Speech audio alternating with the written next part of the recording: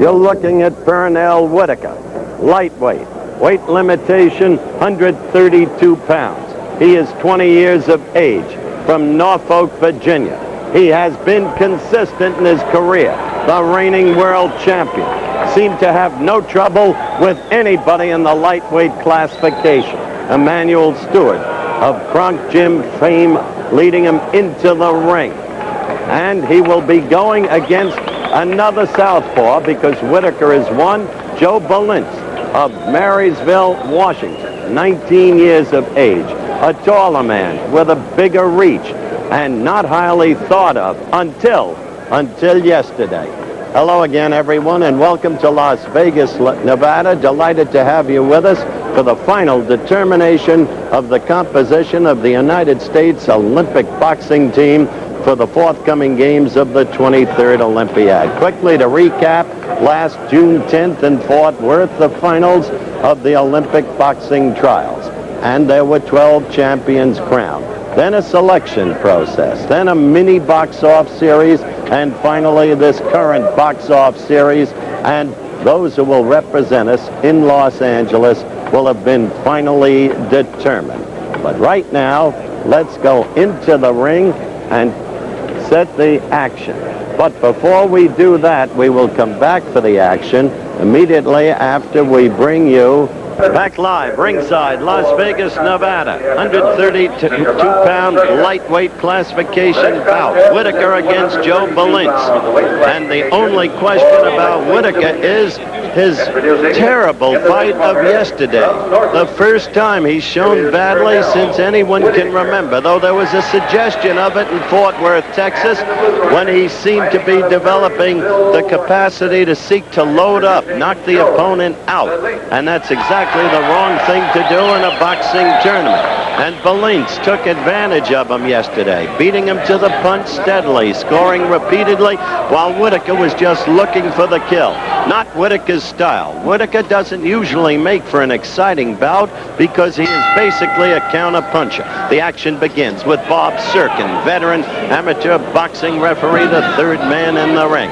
Now let's see if Whitaker corrects, makes amends for yesterday. Balintz, as I said, the taller man with the longer reach. That never used to matter to Whitaker. He has a capacity to get inside, uses the ring beautifully. Excellent lateral movement. Learned the lessons from our Olympic boxing coaches, Pat Nappy and his assistant. Lessons that were taught so well to the 76 team in Montreal. Whitaker already showing in the early going more movement, at least, about the ring than he showed throughout the match yesterday. Another thing about Whitaker is a knockdown doesn't deter him. We've seen him twice knocked down. He understands the amateur boxing scoring rules, and knockdown counting for no more than scoring a good clean blow. And so he proved he could get up, did it against a Cuban and beat him and win the fight.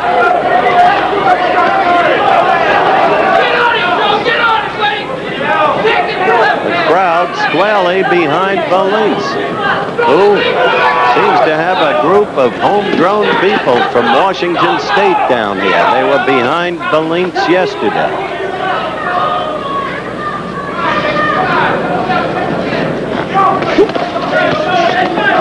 And probably before the trials began, Balintz, the biggest underdog in the box office. Stunning upset yesterday, but today, a different fight already. There goes Joe pursuing Whitaker somewhat in the manner he did yesterday. Yesterday did wonders for Joe's confidence. In the hotel last night after the bout, he was absolutely exuberant. This is the time when you find out what's inside a kid. Remember, we've been suffering a tremendous heat wave. Temperatures up to 119 degrees. If there's anything wrong with the box off, It's the frequency with which these youngsters must fight. And now, the one who wants it most will likely be the eventual winner. We'll be staying with you between rounds as we approach the end of round one. A good left lead by Whitaker. So let's proceed to Pernell Whitaker's corner. And I've mentioned Emanuel Stewart, who's working the corner. He had 10 fighters going into the box-off, but his duties end once we go to Los Angeles. He'll not be part of it, but in the overtones of this scene set, get to the points, pull on out. But every time you throw that left hand, come on back with your right. The overtones of this scene set, a developing rivalry between Pat Nappy, the coach, and Stewart, the professional manager. Meldrick Taylor has already qualified today. Stunning young 17-year-old from Philadelphia. Jerry Page in the light welterweight classification. And Virgil Hill, the middleweight. You'll see some of these fighters later on ABC's Wide World of Sports. Let me tell you, that Meldrick Taylor fight against Andrew Minsker was an absolute beauty. 17 years old and young Taylor goes to the games. Now, round two. Pernell Whitaker in the red top. And the opponent, Joe Balintz, in the white.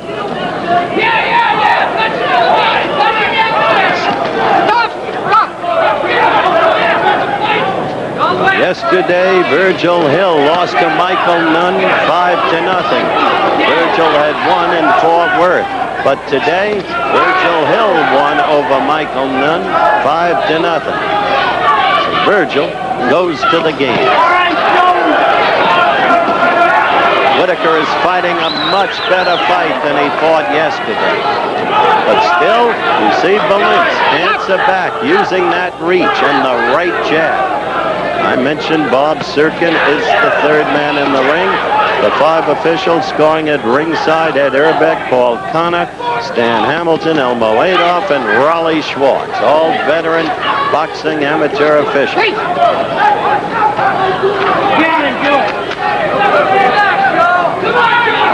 What a difference in Whitaker's demeanor.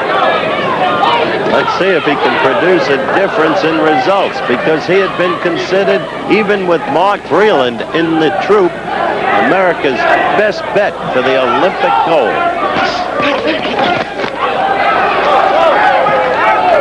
See him using that ring? He did get a lesson yesterday. All over the ring and slipping out nicely as Balintz sought to get him against the ropes. Not being shackled in a corner today as he was yesterday.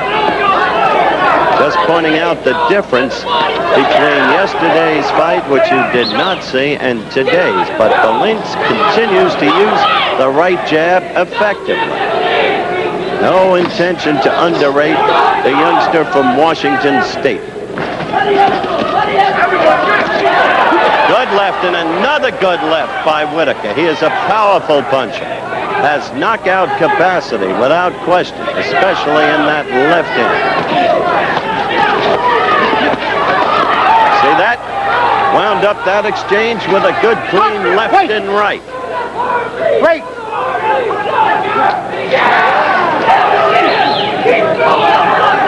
This is second round action. And we are coming to the end of the round. And Whitaker is scoring well in this round, in my opinion. Among the overtones here, complaints of a conspiracy against him and his fighter, Mike Tyson, by Cus D'Amato, claiming Tyson was robbed yesterday. The officials in total disagreement. We come down to the end of the round. We'll be back in a moment. We're back at ringside Las Vegas live. Pernell Whitaker, a red top, coming off a very impressive second round, asserting himself the way we've always seen him, how he became the world champion. Balintz, though, a troublesome fighter, taller, with the greater reach. trying to use that right jab lead. Both men southpaws. No question, the efficiency and frequency of Whitaker's counter-punching in the second round gave him a clean edge there. The first round, maybe a slight edge for Whitaker, maybe a slight edge for Valence. Could have gone either way. So this is it, the third and final round, the determination of which one will go to Los Angeles. Whitaker using the right effectively. Valence trying to get to him. And there, backing him into the ropes, but Whitaker fighting off them, which he did not do effectively yesterday. Whitaker still moving, the way he's been moving the entire fight. Whitaker would like to end cleanly in charge, but Valence will have none of it. Joe trying to punch for punch with Whitaker. Each kid giving everything he's got. With every blow. Circuits breaking the fighters.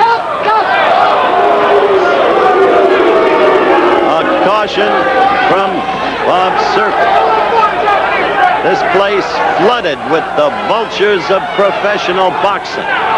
Meeting with the kids, putting stars in their eyes. A major problem, says Loring Baker, who is the chairman of the Amateur Boxing Federation. He plans a two-pronged attack in the future against that, too detailed to go into here and now. The fight is winding down, and Valence is giving it everything he's got. But still, I believe the cleaner blows have been scored by Pernell Whitaker. Valence, though, proving himself extremely worthy as an opponent.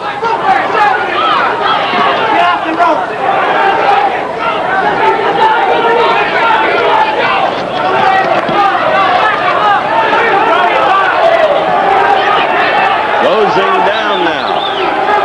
27, 26, 25, 24, 23. There will be no knockout here. There's been no standing 8-count. There's been no knockdown. It has been a hard-fought battle. Valence trying to score in this third and final round. That's it. That's it. And the crowd stands and cheers for Joe Valence. Well, let's see if the crowd enthusiasm is correct. Valence goes back to his corner. His corner man tells him he has won without question.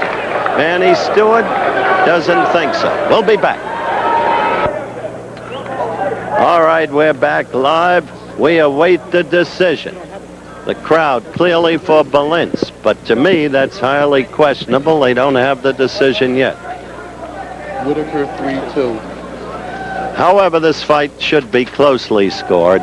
No question. I would give it to Whitaker.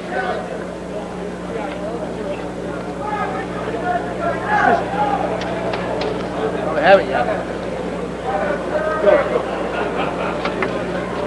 He's just getting it right now. Ready?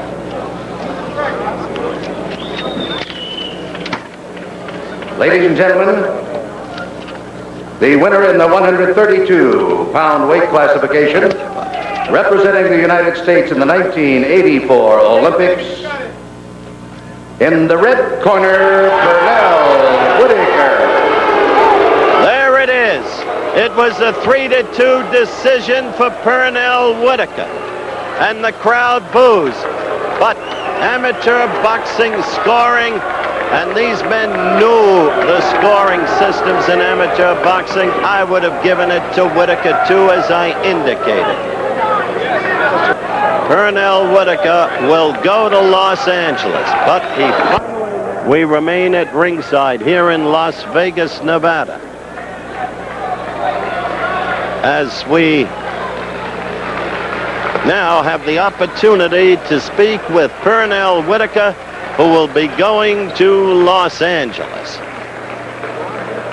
Give the mic, give the mic.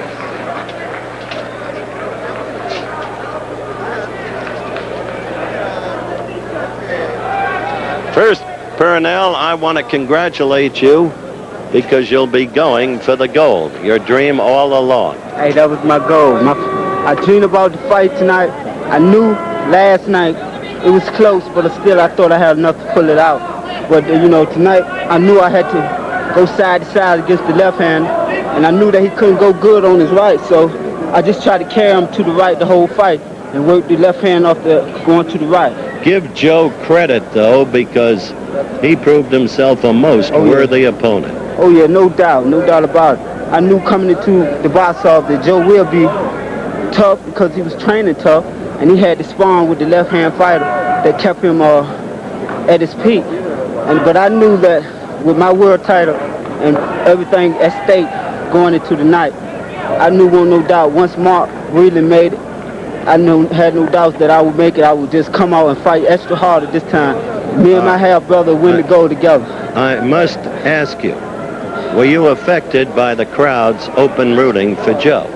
Oh, no way. Coach told me before I went in there, don't worry about the crowd, the TV, or nothing. Just go in there. I knew I was behind. I knew I had to win tonight. But just go in there and just give it all I got and don't worry about the crowd. Look, I'm only concerned about you in one respect. You developed a habit of trying to load up and knock the opponent out. Terrible mistake. Don't do that in L.A. Good luck. No doubt. Did I look like Muhammad Ali?